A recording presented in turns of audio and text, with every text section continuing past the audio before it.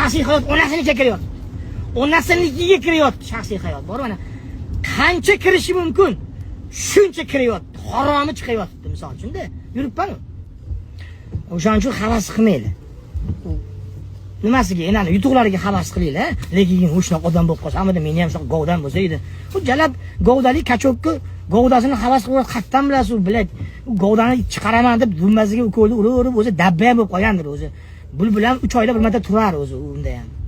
Misol uchun-da.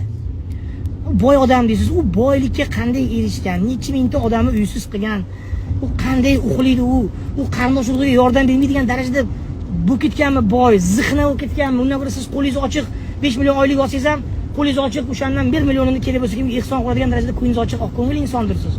Misol uchun-da. Bir sportsmenni orzu qiladi, mana shunaqa sportchi, qayerdan bilasiz sportchini misol uchun? Mana ko'rib turibmiz. Mashalloh, inshaalloh deb qancha